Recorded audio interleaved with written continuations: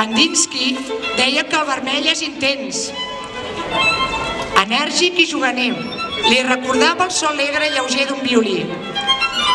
De vermell van els bombers per anar a apagar el foc, els cors de la gent, les fruites d'estiu com la síndria i les maduixes, així com els tomàquets i els pebrots que cuinen les bruixes i els bruixots.